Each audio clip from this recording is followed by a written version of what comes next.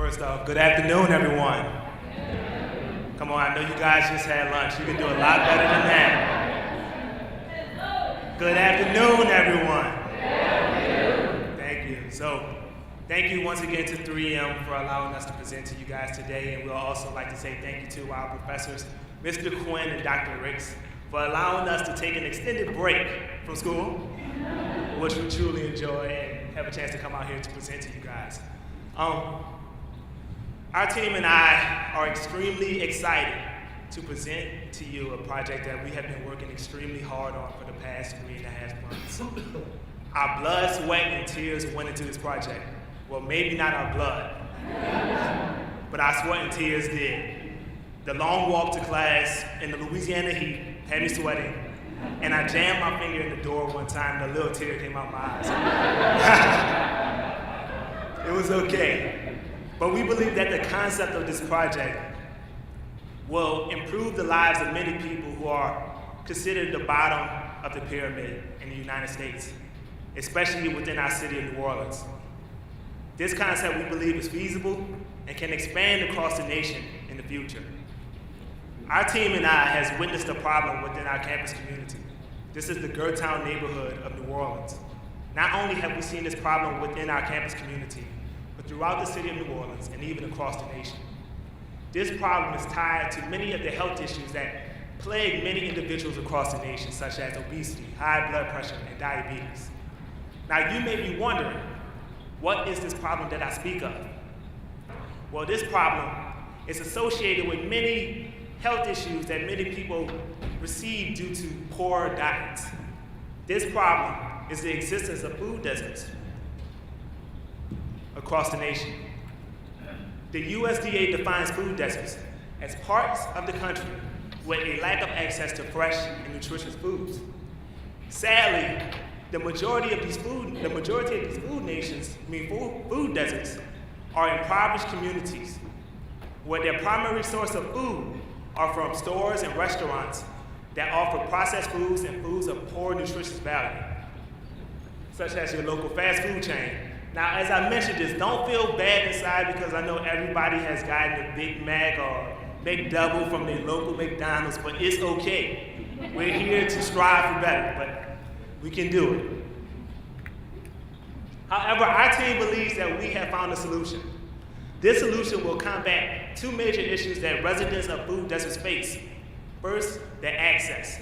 Many residents who live in food deserts do not stay within a convenient distance of a store that does offer fresh and nutritious foods. And two, affordability. Many of these fresh and nutritious foods are sold at a pretty high premium. We are here today because we have a solution. This solution will be the blueprint to increasing their access to these fresh foods and allowing them to be able to afford it. This solution will be found in our company, Agritopia. Agritopia's mission is to provide greater access to fresh and nutritious foods to individuals in food deserts.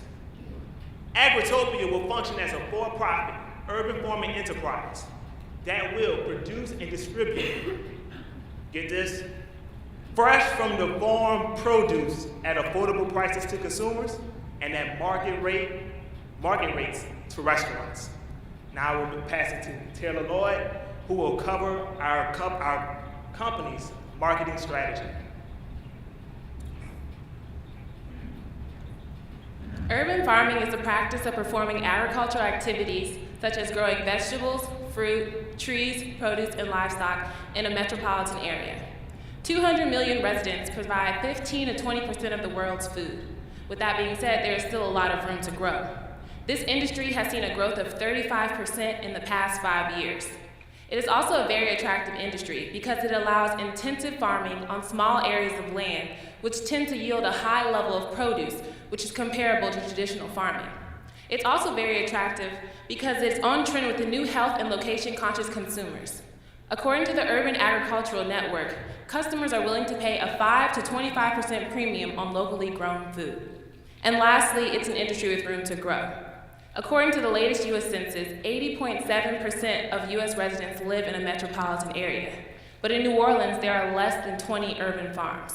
So we believe our company, Agritopia, will be a great asset to the New Orleans community. In order to find out just how strong that demand was, we compiled a survey and dispersed it to local residents as well as the Xavier community, which is right in the middle of the Gerttown community. Our respondents consisted of 77% African American respondents and 16% Caucasian respondents, with incomes varying from under $15,000 a year to over $100,000 a year. This is due to the fact that we're surveying students, faculty, staff, and local residents. They told us that they were interested in buying locally grown food. Exactly 82% were interested in purchasing food. They were interested in purchasing food year-round, specifically during the summer and specifically on weekends. They were also highly interested in herbs such as basil and salad greens, which Dave will elaborate on during our products section. Our team developed and displaced the survey to find out just exactly what our customers wanted, and then we figured out our sales and marketing strategy based on that survey. So we're gonna market to the Gerttown community, and since we have a wide range of people living in this community, we're gonna market to them in different ways.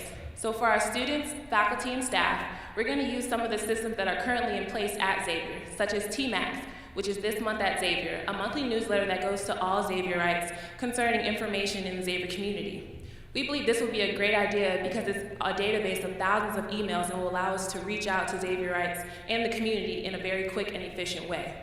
We're also gonna use social media because there's not many students on Xavier's community campus who don't use Twitter or Instagram. So we're definitely gonna use that to reach out to our students. And in order to reach out to the community who might not be as technologically inclined, we're going to use yard signs, flyers, and handouts so that they will pass these on their way to work or just while they're hanging out in their neighborhoods. Another aspect of Agritopia is making sure that we're an affordable company because that's one of our main missions. So in order to provide an affordable product, we're going to sell our products at a discounted rate to the community. But in order to be competitive, we're going to sell our products at comparable rates to Conseco's or other local grocery stores to restaurants so that we're still making a profit. And lastly, we're going to implement a customer loyalty program in which customers will slide a card each time they purchase something from Agritopia. During this transaction, we will be able to gain information about our customers, such as what are they buying, how often they're buying, and when they're buying. And in return, they will receive points and a discount or a freebie for being a loyal customer of Agritopia. Now Jade will talk about our products, competitors, competitive advantage, and our SWOT analysis.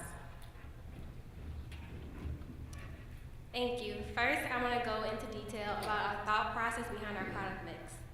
So first, we came up with 3 ideas or points that would help us narrow down our product mix. We needed crops that would grow fast, grow in a small space, and had a high margin of return. So from that result and from our survey feedback, we came up with the product mix of salad greens and basil. Basil will be grown in our first year while we take time to cultivate our soil. In the second year, we will incorporate salad mixes, and that has a wide range of baby green oak, baby arugula, baby spinach, and chard. Now we're going to face our competitors, which we have to deal with in a competitive society.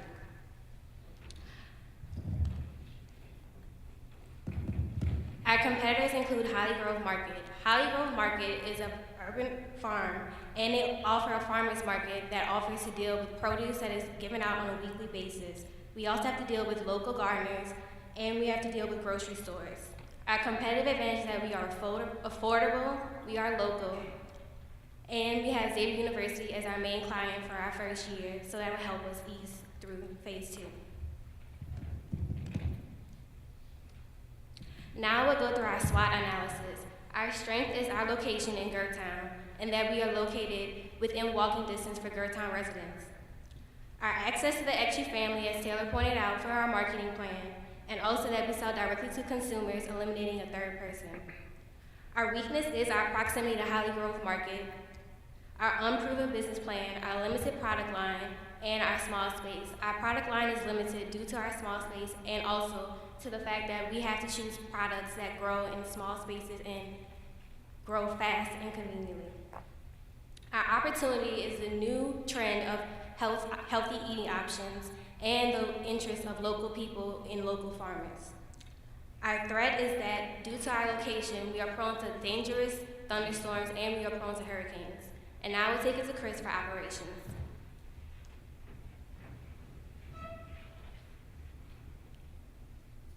Okay. Agritopia is located at 1045 South Genoa Street, which is at the intersection of South Genoa and Euphrosyne Streets. This is on Xavier's campus. The space is about 0.2 acres.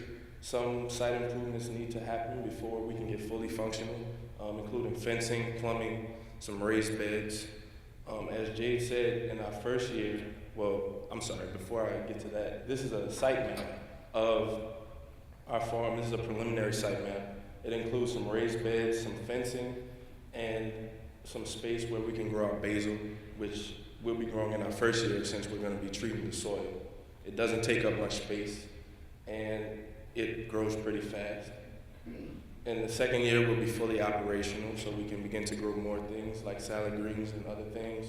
And we'll also conduct tours to local schools and other people who are interested to increase awareness and people's interest in urban farming. Staffing is also very important to Agritopia. We need to first install a farm manager who's going to be responsible for all the daily functions on the farm.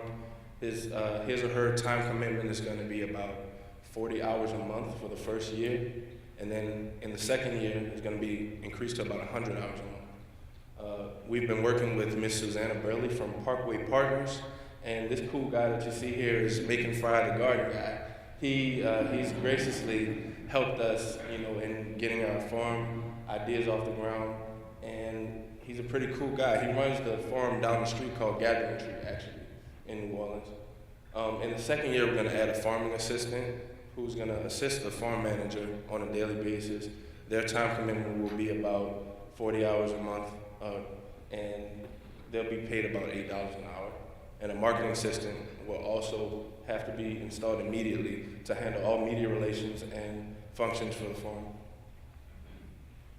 And our company will also be governed by a board of directors, which will come from local residents and faculty of Xavier as well. Currently, Dr. Harish Ratnayaka is a biology professor at Xavier who's interested in urban agriculture and has a little background in it, and he volunteered to help us.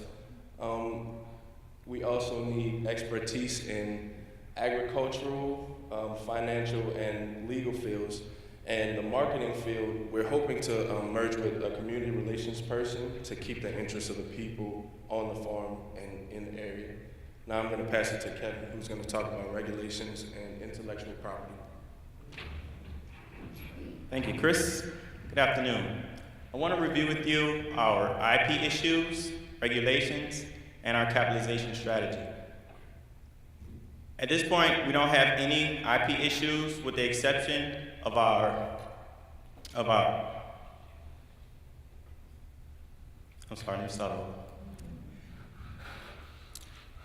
Good afternoon. I want to review, I'm a little nervous, it's hot up here. Good afternoon. I would like to review with you our IP issues, our regulations, and our capitalization strategy.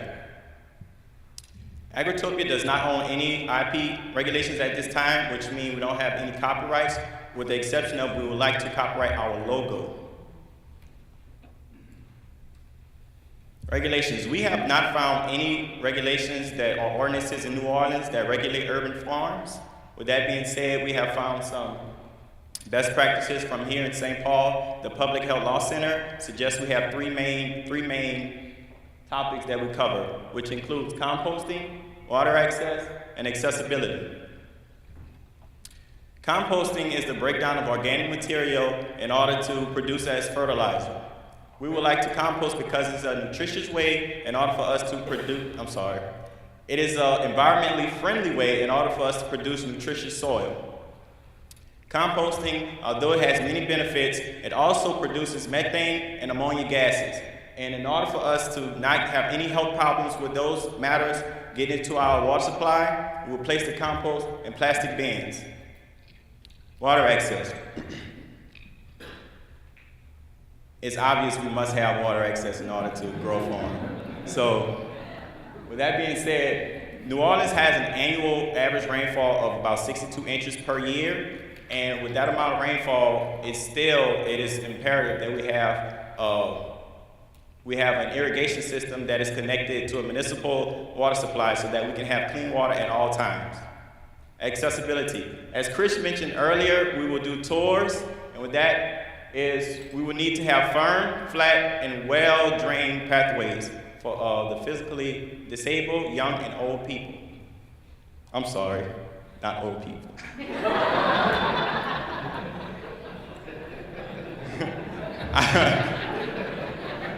Our capitalization strategy. We estimate that Agritopia has a startup cost of $70,000. This goes on with $15,000 coming from site improvements, $30,000 comes from equipment, and the other $25,000 goes on for working capital in order to pay our farm manager and assistant. Donations. Crowdfunding is our primary focus of raising money. With Xavier's brand amongst alumni, students, and their families, we believe we can get 3,500 donations of $30 or more from Xavier's current 4,000 students, faculty and staff, and over 10,000 graduates over the last 20 years. For their donations, we will give them a gift of no more than $10 of a t-shirt, a hat, or an apron with an Agritopia logo. If all else fails and we cannot raise money from crowdfunding, we have three other options under loans. Axion, Louisiana, ASI Federal Credit Union, and Kiva are local micro lenders that are willing to loan us some money in order to get this off the ground. And now we'll pass it back to Kyle, and he will talk about our financials. Yes, though we are a social enterprise, here to address a social cause, at the end of the day, we're still a company, thus we must make a profit. Here, I'm gonna let you guys know right now, we will have a lot of charts. I love charts, they're pretty and easy to read. So, right here we have our cost of sales chart. As you can see, the majority of our costs will go to the labor. This is not anything new in this industry. Farming is very labor intensive. However, I like to shine a light on one specific portion of our cost of sales, and that's the very low transportation cost. Compared to many rural farms who are our competitors, they are hundreds of miles away from the market. We're located in the middle of our market. As a result, this enables us to keep our prices of the produce that we'll be selling very affordable. In year one, we do not believe that we will generate a profit. This is due to us using this first year to cultivate the soil to ensure that in year 2 and year 3, our yields are extremely high. However, in year 1, we will sell basil to generate some form of revenue. And once in full production, 24% of our sales will be from our basil, 31% of our sales will be from our spinach, 45% of our sales will be from our salad green varieties. And also, once in full production, we believe that year over year, we will generate at least $14,000 a year. Granted, we are taking donations like my colleague mentioned earlier, but we also are taking donation in kind. So if you would like to donate soil for our raised beds, cough, cough, 3M,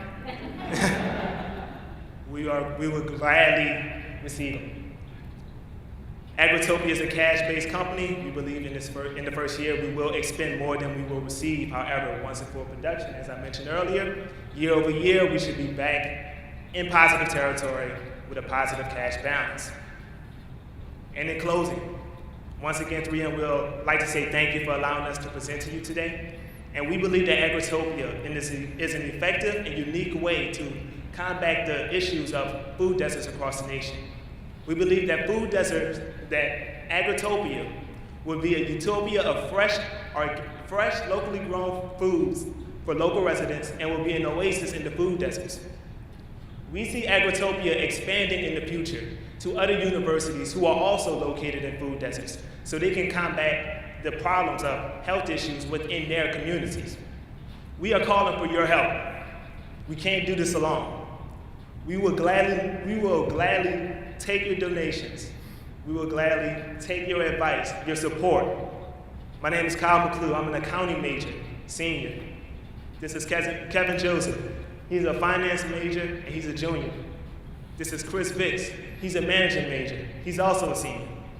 This is Jay Lamb. She's a bio major. I know we're all business majors. She's the bio one. We need that one extra one to keep us diversified. And she is also a senior. And we have Taylor Lloyd, who's a marketing major. She is also a senior. We are the creators of Agritopia. We need your help. We want Agritopia to be, at the end of the day, a social enterprise that is the prime example of the 3 Ps of social entrepreneurship. We want to be invested in improving in the lives of people to ensure that they are receiving the proper nutrition they need. We will be dedicated to the protection of the planet by best practice farming techniques, and Agritopia, at the end of the day, will be profitable. We would like to say thank you once again for allowing us to present to you. We will now open up the floor for any questions that you guys may have. Thank you.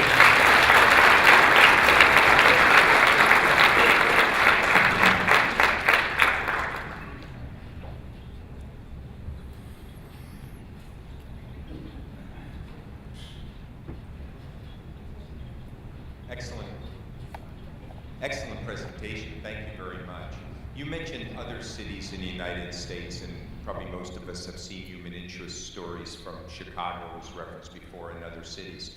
Did you find examples of best practices relative to fundraising, getting the donations, maybe models in place or venture capitalists that have replicated this between cities? Well, from my research, I've seen that most people have went through websites such as Kickstarter.com and GoFundMe, and what they do is they would set up a video, put it on, and they would get the donations from there. Now, we haven't necessarily gotten to that stage yet, but in the future, we definitely will be looking forward to that.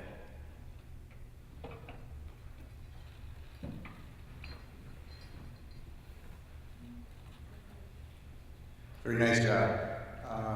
2 comments. One is the population within the food deserts. I've never heard that term before, so thanks for the awareness.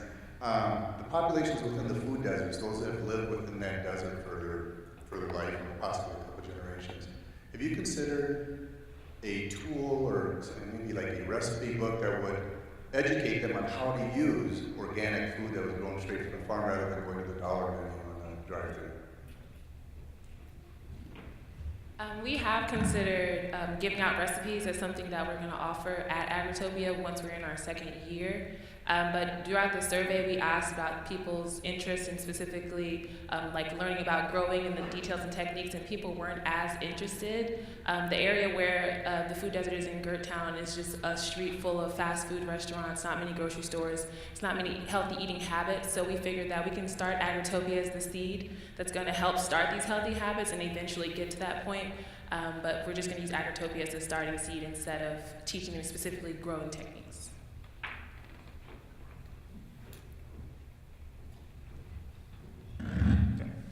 I was just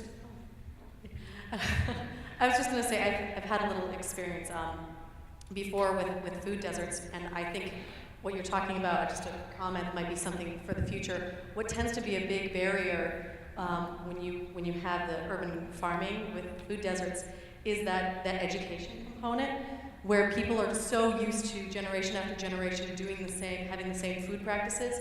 When you have some kind of educational component besides just providing recipes, but providing classes, community involvement, that's usually the stuff that gets people really excited and interested in changing their regular routines. But I think what you have going on is a great idea. And, we obviously here in Chicago know about food deserts as well. I think it's wonderful. Thank you. I just have a question. My background is with fast food restaurants. So, having said that, the trend of healthy eating is part of what they're trying to really do. Have you considered talking to the purchasing department at McDonald's regarding how we might network? I use McDonald's as just an example because you indicated you have. Have you talked to any of those individuals, pitch what you're doing as maybe a partnership? Thank you for your question. Great question. I have a background in fast food as well. I used to work at McDonald's in high school.